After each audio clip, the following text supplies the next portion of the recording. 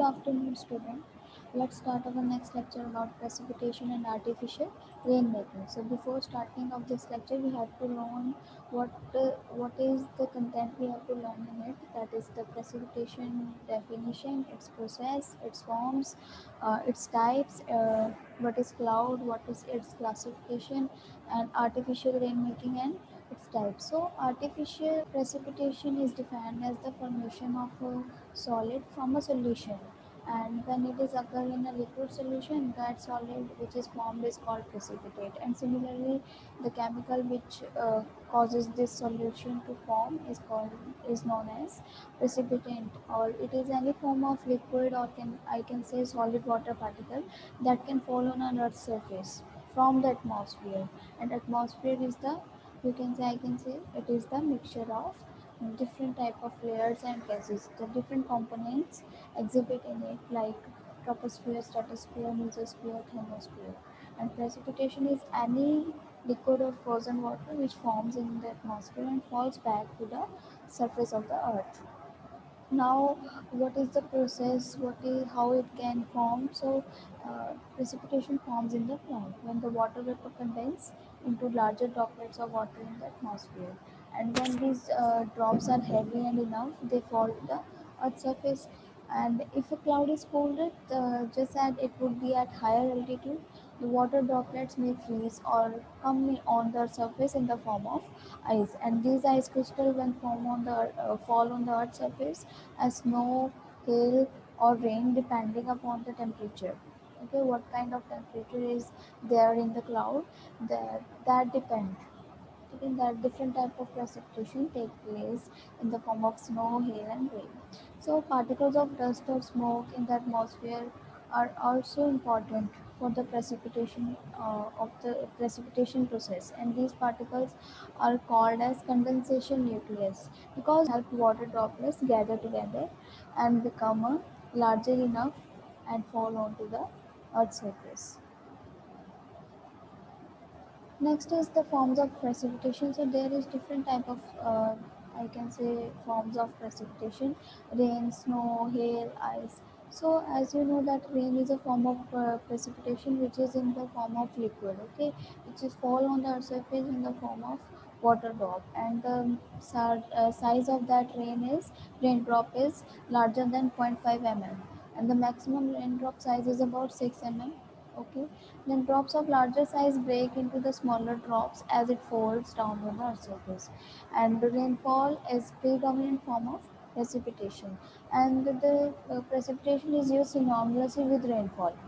हम क्या करते हैं, इन दोनों टर्म्स को सेम कंसीडर करते हैं. Okay, and the magnitude of rainfall shows how high temporal and spatial variation, because rainfall fall when there is a variation in temperature. Okay, and then come with snow, and you know that snow consists of ice crystals, okay, in a flaky form and having an average density of 0.1 gram per cc. So it is an important form of precipitation because you know at higher altitude there is no rainfall, there is a snowfall there because the temperature is less than the plain areas. Okay, so there is a formation of snow, and that snow when melted down, it comes in the form of watering and get it in the rivers. Okay, and that water we can use for our purposes. Okay, then drizzle. So drizzle is a kind of, I can say, sprinkler type. Okay, drizzle is a fine sprinkle or tiny water droplets, which having the size less than zero point 0.5 mm, and the intensity is greater than 1 mm per hour. And the tiny drops that form a drizzle appear floating in the air. You like something is, I can say, sprinkling of water. Okay, then glaze or freezing rain. So the glaze is formed when rain and drizzle come in direct contact with the cold ground. Okay, when there is a cold ground at 0 degrees Celsius, the rain and drizzle come in contact and form a glaze, or I can say freezing rain. Okay, then it comes sleets. Oh, sleet is a frozen raindrop that are formed when rainfall passes through the rain in the atmosphere at sub-freezing temperature. Sub-freezing temperature has low temperature when there, I can say, it is the midpoint. There will be the freezing point also, and there is a rainfall point also. Then comes the hail. So hails have a larger size than other precipitation types, like it has 8 mm.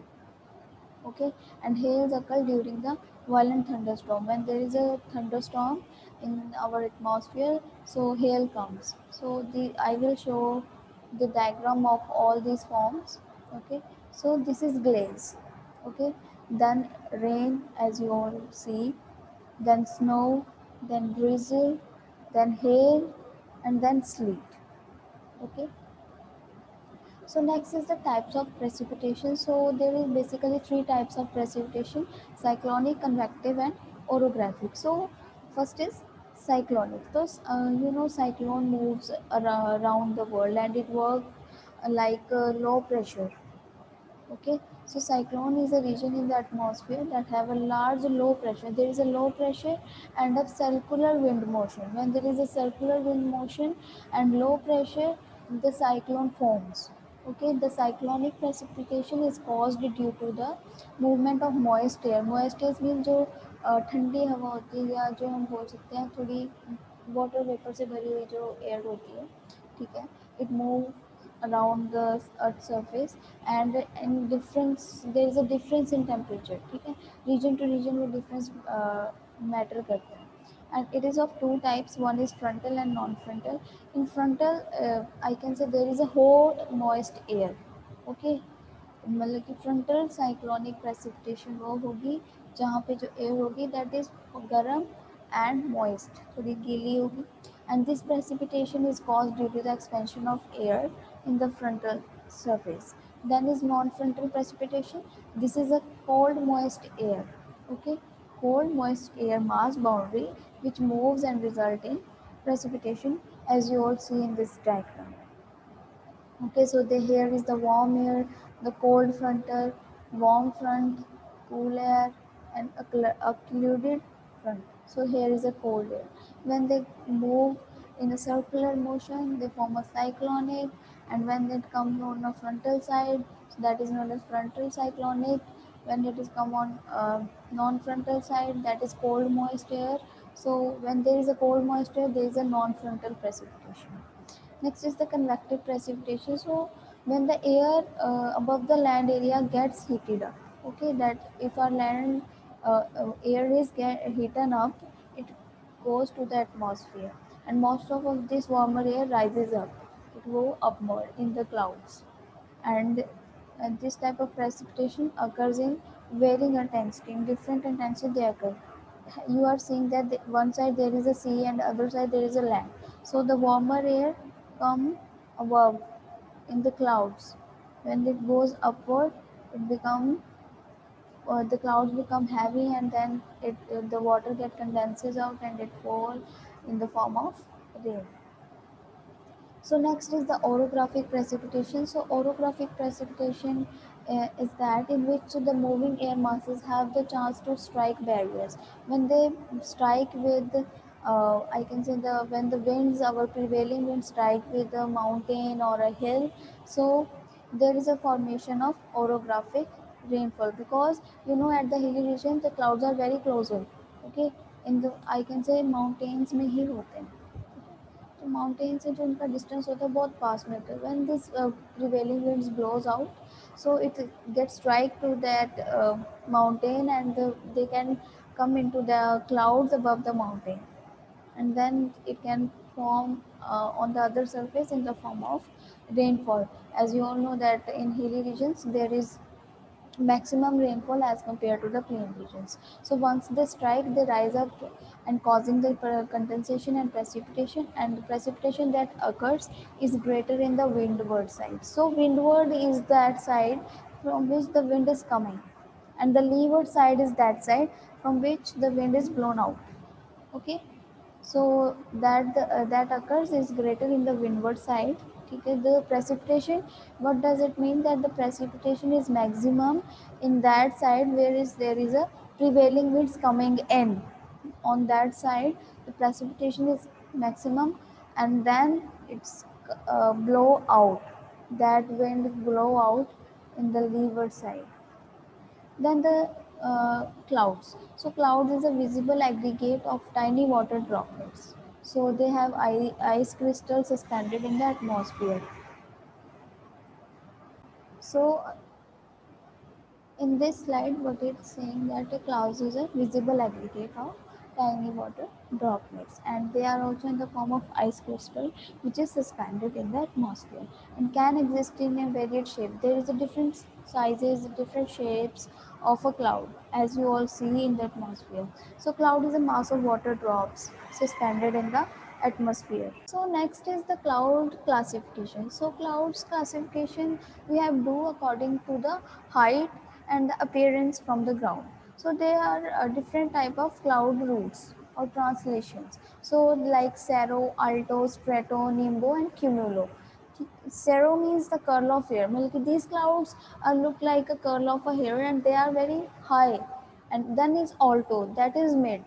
Okay, that is present in like I can say in the middle of the atmosphere. Then strato forms like a layer. Okay, layer wise the layer cloud are known as strato. Then nimbo means those clouds which causes rain and precipitation.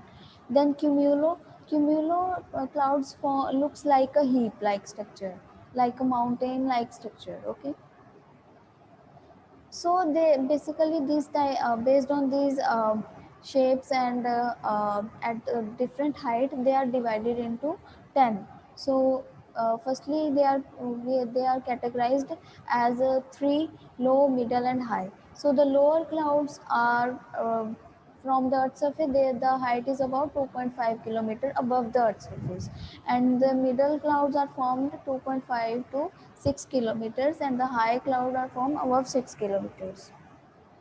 Then the layer cloud types are known as stratiform. The layered cloud types are known as stratiform. Means the cloud which are formed as a layer, they are known as stratiform. Like in the previous slide, we have studied that strato. Strato means layered.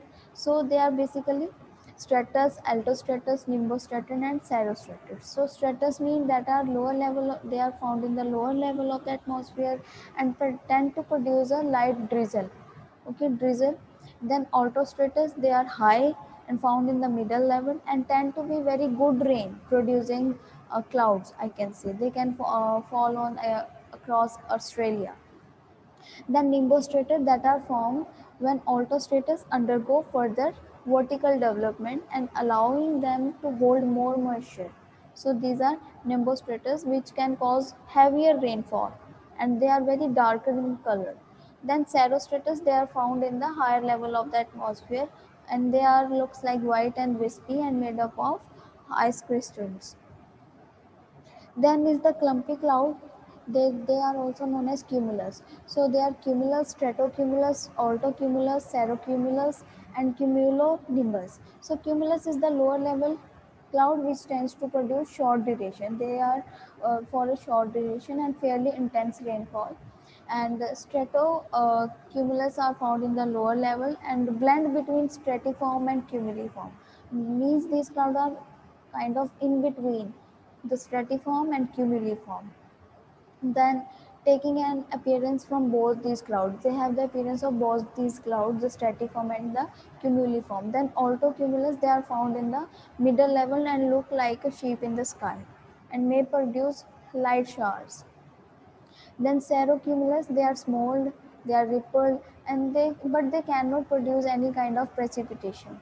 Then cumulonimbus, these are the largest cloud of all and forms in the lower layer of the I can say atmosphere and extend up to three layers right to the top of the atmosphere, and they also cause thunderstorm, okay, and lightning.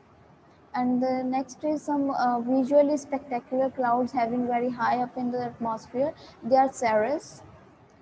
Okay, so cirrus formed of ice crystal moving very quickly, and the temperature out there is minus 40 degrees Celsius to minus 60 degrees Celsius, but they don't produce any kind of precipitation. So this is the diagram of the different type of clouds, that lower are which one are lower clouds, middle clouds, high clouds, and there is the structure also given here.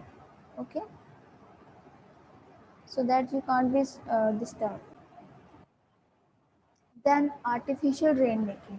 So artificial rainmaking is also known as cloud seeding. So it is a process of weather modification dependent on scientific technology which can improve the cloud precipitation, or I can say the rainfall.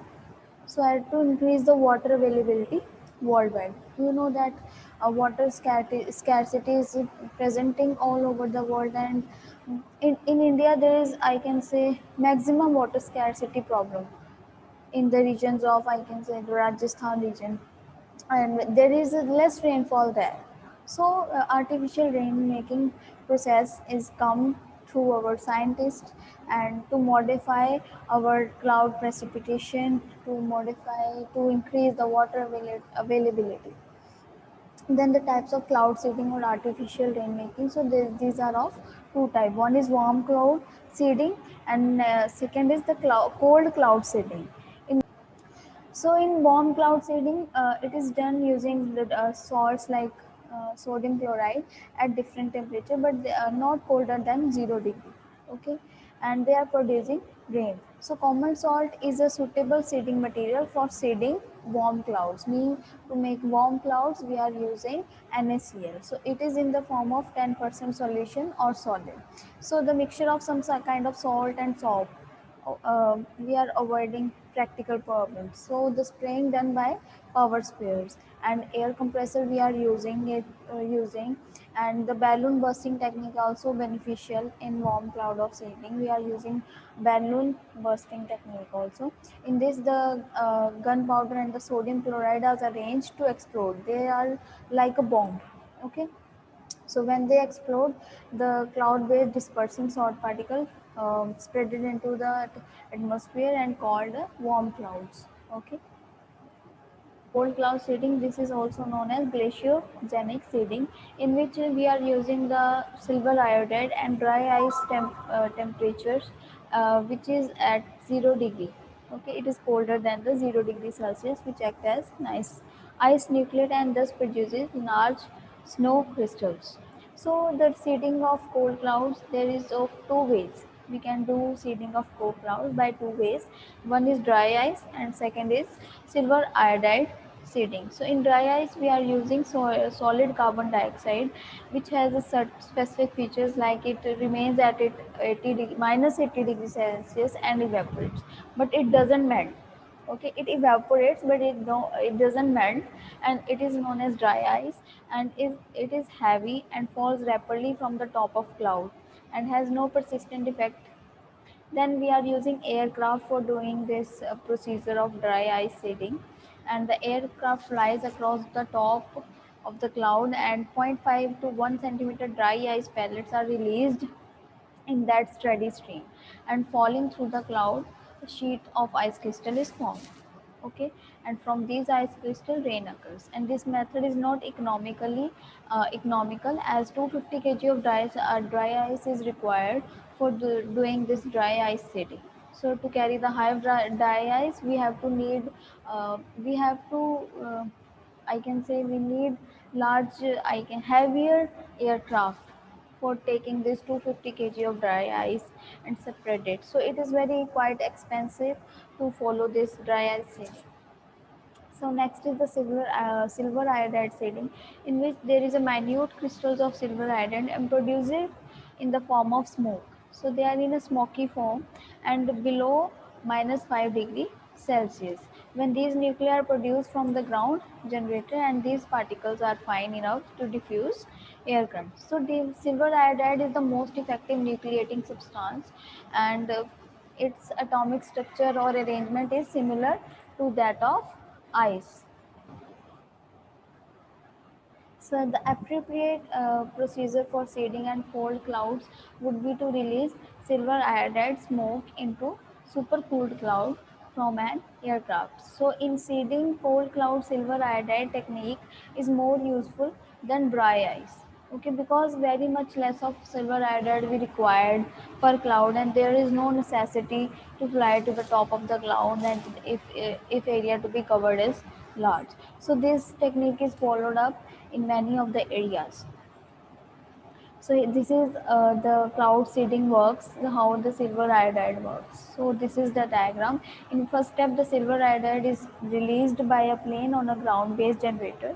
Then the silver iodide particle reach the targeted cloud, and then the silver iodide aid in the formation of ice crystal, and that ice crystal falls on the Earth's surface in the form of snow. So why we need this artificial rain? As I already told you, that creating new sources of water uh, to face the world's demand and to overcome the problem of water resources. So we are using this artificial rain system, and especially for facilitating our agriculture. Where there is a less rainfall or there is a drought condition, we have to use this artificial rain. So thank you. This is all about this lecture.